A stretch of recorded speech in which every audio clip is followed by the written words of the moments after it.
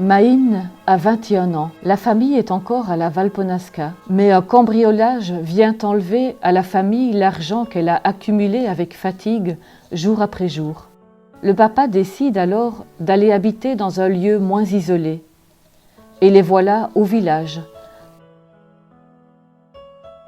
dans la maison de Via Valgelata, aujourd'hui appelée Via Mario Ferrettino. Ici, Maïn vit l'expérience la plus forte et la plus déterminante de sa vie. Elle attrape le typhus après avoir soigné, en obéissance à son directeur spirituel, la famille d'un oncle atteint par ce mal.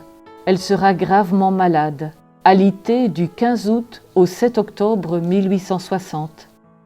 Elle est résignée, prête à mourir. Arrive même jusqu'à un point où la mort semble imminente. Mais le projet de Dieu pour elle était autre. Maïn guérit. Mais les énergies physiques ne reviennent pas comme avant, même pas au printemps suivant comme elle l'espérait. La jeune fille forte et déterminée se découvre à présent faible et fragile. Le travail de la campagne n'est plus pour elle. C'est un moment de crise profonde qui, grâce à la foi et à l'amour, se révéleront être une crise de croissance où la personne mûrit.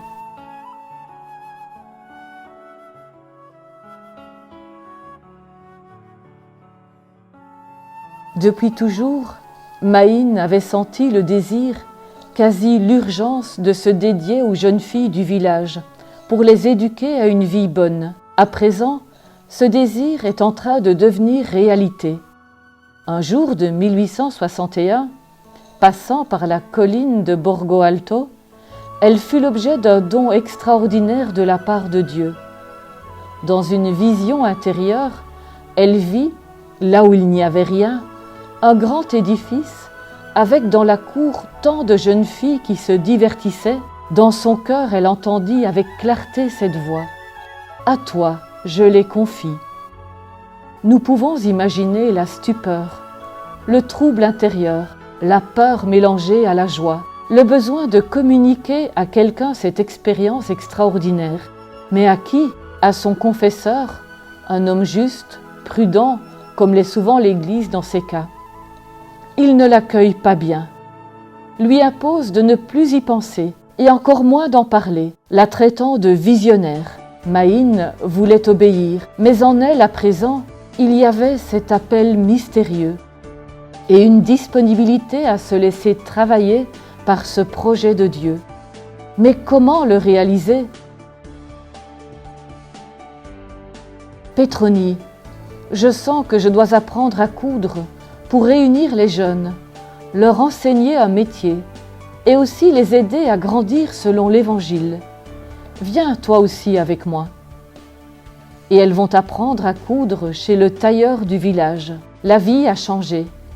La docilité à ce qui se manifeste comme volonté de Dieu rend la vie pleine et efficace.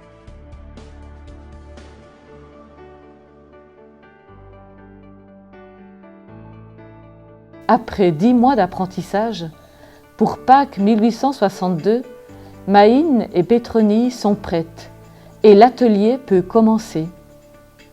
Les mamans du village, qui font confiance au sérieux des deux amies, y envoient volontiers leurs fillettes. Sœur Piera Cavaglia écrit « Dans un milieu serein, rendu joyeux par le chant et les indispensables activités récréatives, chaque jeune expérimente la joie d'apprendre, prend conscience de ses propres capacités et aptitudes. » À Mornez aussi donc, de manière concrète et simple, on poursuivait cet objectif important à l'époque. Préparer la femme à un avenir professionnel, utile pour elle-même et pour les autres. Tout en éduquant à un travail qui comportait des connaissances théoriques et des aptitudes pratiques, Marie-Dominique soignait aussi la formation religieuse, en aidant les jeunes à l'intégrer dans l'expérience quotidienne. Ce qui avait semblé être une situation triste irrémédiable, devient une occasion unique pour l'éducation des jeunes filles, signe de la présence de la Providence, pour que s'ouvrent des horizons nouveaux qui, depuis Mornez, atteindront aujourd'hui le monde entier.